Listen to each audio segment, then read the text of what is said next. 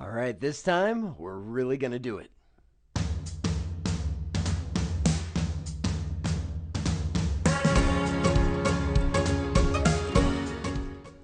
By the time we're done here, we will connect the physical CCNA lab environment using copper and fiber cabling. For real. Woohoo! So I'd like to pick up right where we left off in the previous video, which was looking at the lab topology for Arizona. One quick correction to make. I gotta have that cable in there. So there's no point in having redundant distribution layer switches without having redundant connections from the router. At least give it some cable level redundancy right there. The reason it's not in there is because it introduces a protocol known as HSRP or VRRP. One of the top one is Cisco's. This one's an industry standard one that came a little bit later, right? So both of these protocols do exactly the same thing, and that is make the two interfaces act as one. Not a CCNA topic, but I just got to make you aware of it because otherwise it just doesn't make sense. Now let's look at the objectives. And before we do, I want to make sure you're aware, if this is your first time doing one of these labs and you have no idea what I'm asking you to do right here, just watch. Just sit back, watch, understand what I'm after here. Once you've watched it once, go back through a second time and either go crazy on taking notes, pause, fill a notepad with everything that's going on, and then go to the third time, or do it the second time if you feel comfortable. That is, do it. One of the most common questions I get on social media is, can I pass the exam by watching your videos? And I go, no, I can't even remember the last movie I watched, much less what happened in there, unless you actually take the information that I'm talking about and do something with it. Let it soak in, experience it for yourself. Then, yes, you can watch the video and actually do what I'm doing in here, learn it, and then go pass an exam. So here's our situation. We first off want to identify and label the ports that are connected in this diagram. Create an accurate network diagram. Now, this is, right here, a network diagram. Make no joke about it. But the ports are actually missing, and that's what we want to do. And I want to teach you how to identify the ports on a Cisco device. From there, we want to connect the devices, actually do the physical connections using copper and fiber optic cables as appropriate. And then the last thing I want you to do, because I literally want you to do this, have some gear beside you. Oh, by the way, if you haven't, I want you to go watch the video on how to build a physical, it's not just a video, it's a whole skill, on how to build a physical CCNA lab. That's where I'm going to talk about everything that's back there, what equipment to buy, why you would buy it, different models you can choose, and I'll show you my configuration in just a minute, but that was all actually coming out of the build a physical CCNA lab environment, right? So whatever physical equipment you're using, I want you to post it right there. Worst case scenario, nothing happens. Best case, you get retweeted and you get 500,000 followers because everybody loves CBT Nuggets and they're all going to follow you because you got the best looking lab topology that exists. Never know. Could happen. So let's head over there, right? So I'm going to step out of the picture for just a minute because I want to take you over here to the Arizona rack. You can see this is our Arizona location. We've got our two distribution layer switches. They're Catalyst 3750s. Single access layer switch, it's a Catalyst 3550. There's our router, it's a Cisco 1921, and then a couple wireless access points sitting up top. I want to talk to you about how the interface numbering works so you can accurately create a network diagram. First off, with Cisco switches, the numbering always goes top to bottom. So it's actually labeled right here. You can't see it because the ports are not on, so it's dark. You can't. It's hard for me to even see. But it actually goes port 1, port 2. Port 3, port 4. Same thing here. Port 1, port 2, port 3, port 4, 5, 6, 7, 8. All the way across, right? And Cisco stays really consistent, at least with their enterprise-grade equipment. Other vendors will throw you off because they'll number it 1, 2, 3. They'll go left or right. So always look at the numbering right above the ports to initially get their scheme. Now, something a little confusing happens when you come up here to the router. Look at this. And I know it's kind of hard to see. Maybe I can take it down here for just a second. Whoa, that's close and personal. How's that? Right about there ish. So this is GE0/0. You can see it in the yellow port. It might be a little blurry, but GE00. That's Gigabit Ethernet 00. Right here is GE0/1. Now, what's the 0/? Why not just say port 0 and port 1? That's the modular syntax. Let me take you to the whiteboard real quick. The way modular syntax works with Cisco devices is it will always list the module first. Let's just put 0 in this case, slash, and then the port number. So let's say 5. So this would be module 0, port 5. Now, when you look at a Cisco router like the one we were just looking at, you saw that there was those 2 gigabit Ethernets. I don't know if you looked to the left at all. There was another little module right here, another little module right here. And up here, I had a whole group of 4 ports. That is actually considered module 1. This one is module 2. And when it comes to this, it usually, and not always, but usually starts numbering from right to left. So you'll have 0, 1, 2, 3, where the numbering starts from 0. So if I was referring to this interface, it would be considered 2/0, right? That one, GE 0/0, and let me take a moment and talk about that. GE, Gigabit Ethernet. Cisco has that for just about all of their different interface identifiers. So for instance, you might have an older switch that's 10/100 megabits per second, and that's considered fast Ethernet. So you might say have FA, fast.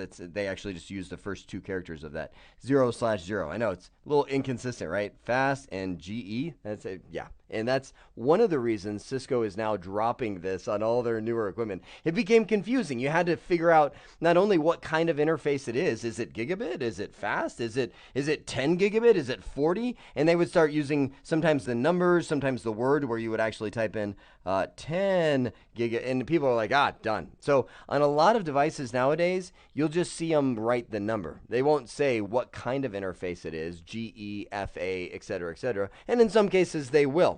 Most of the equipment that we'll be using for our labs will actually have the name of the interface in front of it when we start doing the configuration. So we'll have to get used to that, and that's just about how all, I'll say, modern equipment works. Some of the newer, larger enterprise stuff drops the name in front of it.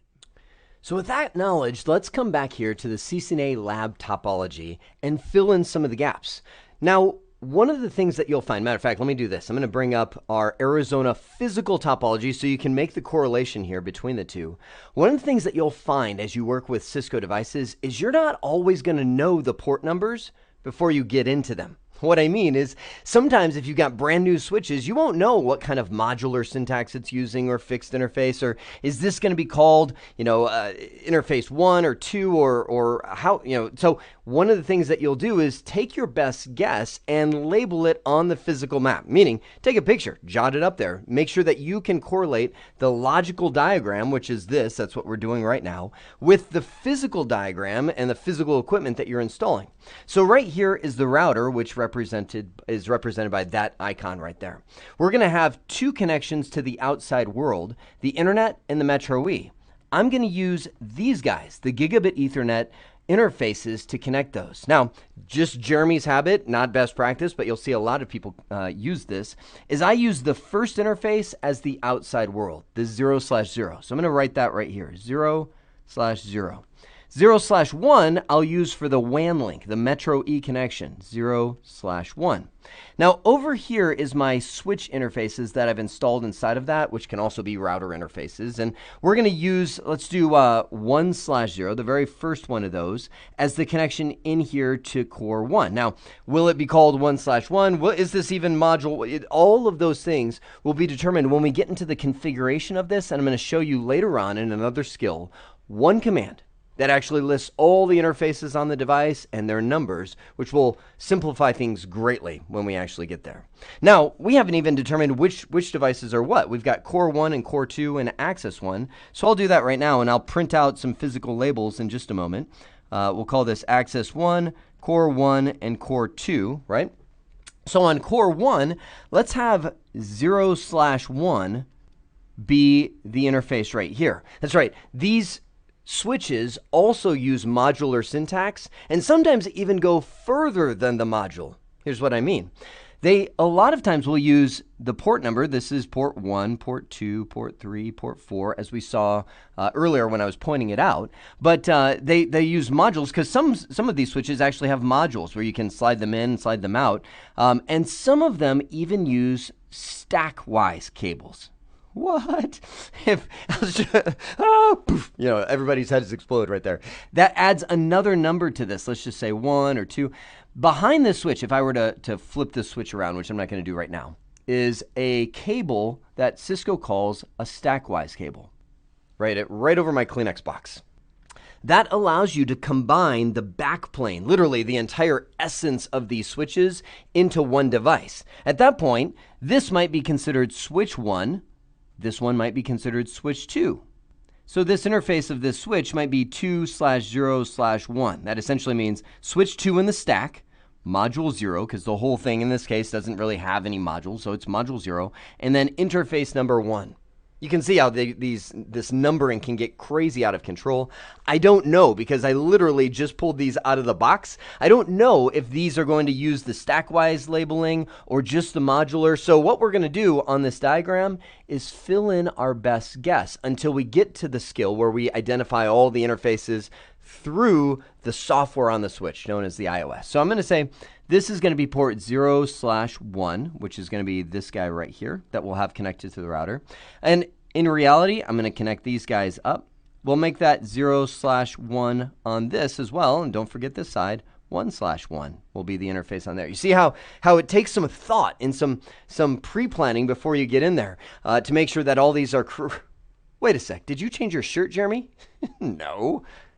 So you see how it takes all the pre-planning to put all these interfaces together, some thought. So over here is going to be where I actually install some SFPs and do some fiber connections. So we'll have, I'll just call it port 1 of the SFP, connect to port 1 of the SFP. I'll just put SFP here for my own notes. And port 2 of the SFP and port 2 of the SFP for my own notes. Now, why are you doing that, Jeremy? Why isn't it 0/1? It could be 0/1. It could be 1/1. It could be, I don't know. It could be a lot of things depending on how this switch actually is. That's why when you power it on and use some show commands to see the interfaces and how they're programmed on there, you'll be able to go, oh, that's what they did. And then we can go back to the diagram and fill in what the real number is right here. I just know, I'm talking SFP port 1 and 2, just to have a pre-plan how these are all going to connect together. Okay, so what about the connections to the access switch? Well, they could be fiber, but looking at my switch, I'm missing an SFP right there. So I'm going to have port 0/2 on this guy, because I got 0/1 going there, and 0/2 on this guy. Go to port, let's do 0/1 on here and 0/2 on here. Wireless access points, you guys can be 0/3. Let's do 0/ whoa, look at that, 0/3, where we'll have those plugged in just like that. This is identifying and labeling the ports to be connected. Now I want to go to town and do the actual connections of the device. All right, we're back at the equipment stack for Arizona. And you can see I've moved it to where you can see kind of front and center where everything is. I also went out and bought a whole bunch of SFPs for the 3750. So I'm going to unbox these guys and get those installed. If you've never seen an SFP installed, pretty straightforward. When you pull them out of the box, they come with these little rubber stoppers. You want to make sure that you keep those in there, because even getting a little bit of dust on these things can throw them off. You will see a huge movement. Just Google cleaning SFPs, cleaning fiber. There's a whole bunch of people that are like, if you don't clean your fiber, you are a disgrace. Like so like just keep it clean is at the end of the day. So SFP, you take it and it's as easy as pie. Just slide that in. It's Aunt B from Andy Griffith. I don't know why I took that out. Keep those rubber stopper in there the whole time. They have a little handle on the top, right? This is so you can use it to pull them out if you want to get it back out. Oh, I just pulled it out right there. So you can see that. Keep that up when the cable's in there, down when you're ready to pull it out, right? So slide that in there. Choo, snap. I'll keep that up, and then we'll fast forward through the rest.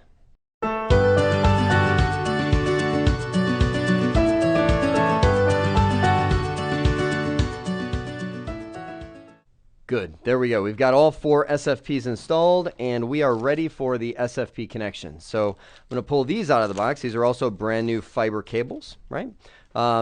These are the LC connector, and you can see they got little caps on there to protect the fiber. So I'll pull the rubber stoppers out.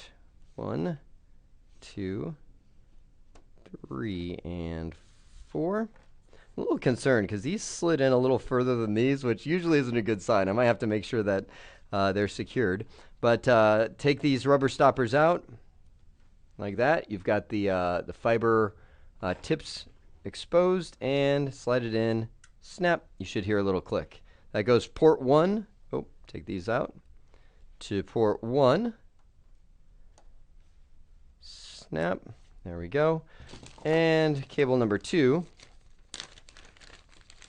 Pull that out of the box right there. And we go same thing, port 2. I was missing my little caps on there. Must have been a used cable. Down to, slide this forward a little bit.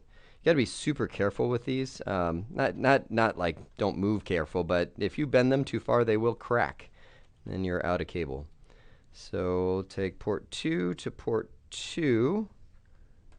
Come on now. Snap. There we go. And we've got those connected. Now I'm going to clean up this cabling, just kind of scoot it aside a little bit later. But we now have the 2 core switches connected together. Now let's get the connection going to the router. I'm using yellow as my color for the infrastructure. And I'll jot that on the diagram a little bit later. So this will be port 1. So I'm going to connect from the internal. It'll be port 1 over to port, this is 1/0. That'll be this guy right here. There we go. I'm just glancing up at my diagram as I'm doing this. Now switch to switch. So I'm going to look from the 2 core switches down to the access switch right here. So both of those are going to use port 2. This will go to right there. And excuse my arm. There we go. And we'll go port 2 down here. Oh, I forgot the other router connection. There we go. To port 2 right there. Good. See how that's connected there? Perfect. Then we'll go from the second router connection. This will be 1/1 right there. Down to port 1 for one of those. They're technically called first hop redundancy protocols, FHRP, which include 2 major ones, VRRP and HSRP. A whole lot of RPs going on there. So we've got now the 2 router ports. This is 1/0, 1/1, and the core to access layer switch. We're cabled good so far. Now what about those guys, the wireless access points? I have those labeled as being plugged into port 3. So we'll come back up here. And as of right now, it doesn't really matter which is which, because these are just the physical connection. So on the bottom of these WAPs, you can see that we have Ethernet, or console, and Ethernet. We want to go into the Ethernet port and snap that in. They should be powered through power over Ethernet. That's one of them, going to the access switch. And then the second one, I actually have to pull it out of the wrapper. Here we go, and that'll go to core 2, port 3. Oh, tell me you're going to reach. Tell me you're going to reach. You're so not going to reach. Are you going to reach? You're going to reach right there. There we go. It reached. Barely. So we've got all of those guys connected. I'm looking at the diagram. That should be the entire inside of the network. Again, following the interfaces that we're connecting there. The last one will be connecting the router to the outside world. I'm going to use red for the internet connection because that's usually the most critical connection that we've got in the network, and I want to be able to spot it right from the onset. That's going to be 0/1. And I'll run that. Now I'm not going to show it to you yet, but this will run eventually to a cable modem, providing a public IP address, and it'll be great. So let me, for now, set this back here. I'm going to use blue for our internal WAN links, meaning the connections going to the Metropolitan Ethernet world, which is going to be port 0/1 right here. Now that one will actually be simulated by a switch because that's exactly what a Metro E connection, at least most types of them, do. So I'm just going to take that and set that, twist tying it, set it back here for the time being until we bring that part of the diagram into it. Arizona is now cabled. Now, compared to Arizona, Nevada and Florida are going to be pretty easy. We probably should have started with these guys, right? So Nevada right here, Florida right here. You can see that we have a single router. I'm using a Cisco 2621 for each one of these. That's going to connect them to the Metro E. That'll separate their network from the Metro E world, while keeping this whole network contained and allowing the communication back to Arizona, which will allow the offices to communicate. And I keep getting this weird thing. It'll allow the offices to communicate, but will also allow the internet access through that Metro E. This, as it comes down, will be routed out port 0/0. And for my little heartbeat monitor there, I'm going to cross those out on each one of those routers. Now, I'm showing a wireless access point, but those are going to be in theory because really the controller and everything else is going to exist back in Arizona when we get to the wireless side of this deployment. We'll configure the port that way, but we won't actually have a wireless access point plugged in. All right, here's our pods for Florida and Nevada. On these routers, these are, again, Cisco 2621. 0/0 is right here. 0/1 is right here. I know it's a little far away in the camera. We are going to connect 0/0 to the Metro E, which is actually going to be represented by this amazing, oh, good grief, Metro E down! This amazing 16-port fast Ethernet switch that I'll just set up right here just because it's in the center, because literally that thing is how the Metro E works. So I'm going to, and when I say literally, I mean Metro E often emulates a layer 2 connection, which is exactly what that switch is. No other intelligence. So we'll take that. I got my my wire tie right here, and connect this back to here. Metro E connection 2. Plugged into fast Ethernet 0/0. And connected back here. Might as well, while I'm doing it, grab Arizona's Metro E link and get that connected back here as well. There we go. 3 offices, 3 Metro E links, all plugged into this connection. Now back on the office side, we're going to connect fast Ethernet 0/1 on each router to port 0/1 on the switch. There's Nevada, and there is Florida. Ta-da! And there is the whole pod. I still have some beautification of the cables to do, but each one of these offices is connected as it should be. We now have our final network diagram, which is this at a high-level view, aligned with the physical topology, which is this. And we've now connected the physical CCNA lab environment using copper and fiber cabling. I hope this has been informative for you, and I'd like to thank you for viewing.